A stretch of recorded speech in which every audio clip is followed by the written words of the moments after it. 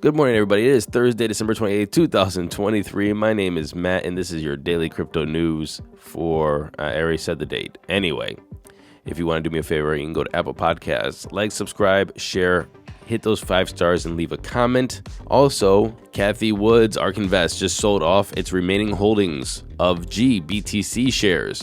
They sold around $200 million worth, and they used $100 million worth to buy ProShares Bitcoin Strategy ETF. And with this $100 million purchase of this Bitcoin Strategy ETF, they've become the second largest hodler of this Bitcoin Futures ETF. What they did was they offloaded around 2.25 million of the Grayscale shares and then bought about 4.32 million of ProShares Bitcoin Strategy Futures ETF. People are suggesting that Cathie Wood is doing this so she can have a liquid transition and keep a beta to Bitcoin while she waits for her ETF to be approved. Now, there's going to be 2 tickers that's going to be under the ARK brand. There's going to be the ARKW ticker, which is the next generation internet ETF, which is going to be a basket and index, which is going to use Bitcoin as a little bit of weight to that index. But also it's going to have the ARKB, which is going to be the Bitcoin ETF. So now, because of the sale, she has about $100 million in dry powder and $100 million put into Bitcoin's futures. While Cathie Woods is aping into crypto, Mr. Donald Trump is getting out.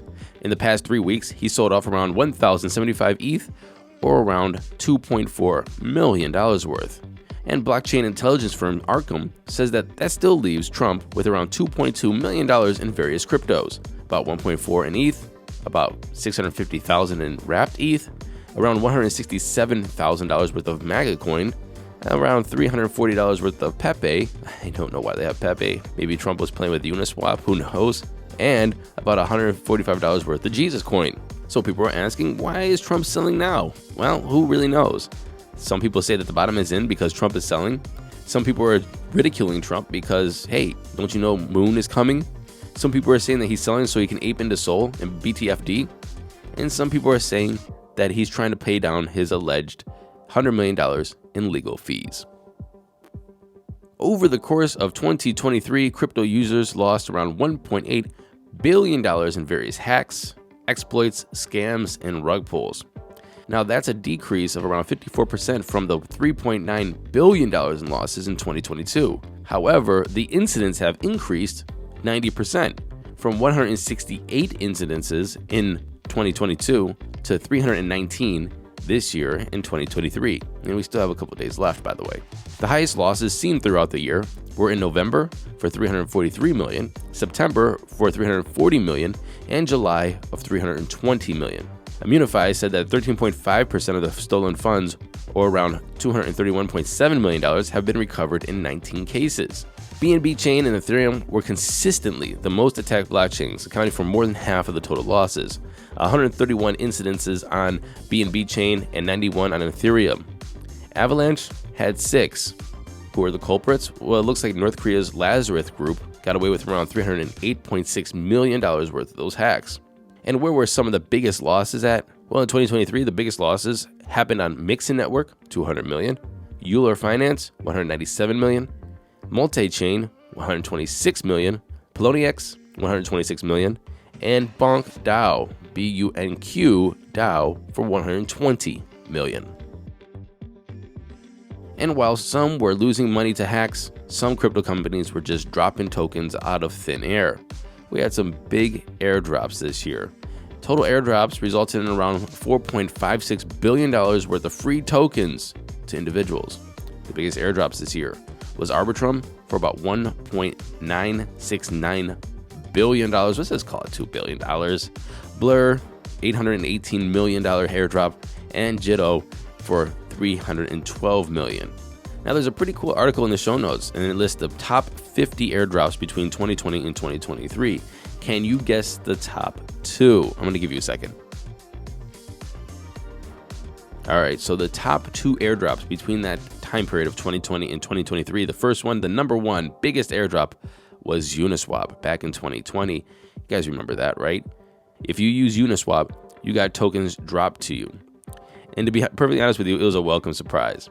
I mean, we were locked down. Trump was talking about some kind of COVID relief checks that were coming out for $1,200. We're like, $1,200? Didn't you just print trillions of dollars and you're sending that out to all kinds of companies and people and PPP loans and all that stuff. But anyway, if you're using Uniswap, you got dropped something like $2,000 to $4,000, and some depends how much you used it. You were dropped tens of thousands, if not hundreds of thousands of dollars.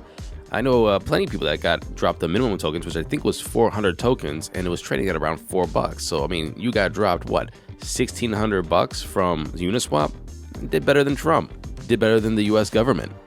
Well, number 2, ApeCoin, and that happened in 2022, last year. They dropped $3.5 billion of ApeCoin onto Bored Ape Mutant Ape hodlers, which was quite nice for them. I think that was a little bit of a too exclusive drop. It's not just like using, some people just didn't even have the means to buy a Bored Ape or Mutant Ape unless you were really early.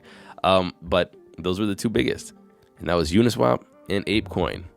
Now let's get into crypto prices. Here comes the money. Here we go. Money talk. And the time is 10:25 a.m. Eastern Standard Time. Fear agrees at 73. We are greedy.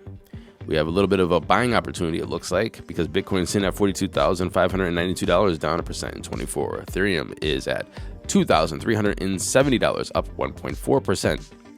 Tellers number 3, Binance is at 326, up 5% in 24, almost 20% in 7. And Solana is down under $100. It's at 97.47, down 10% in 24, still up 13 and 7.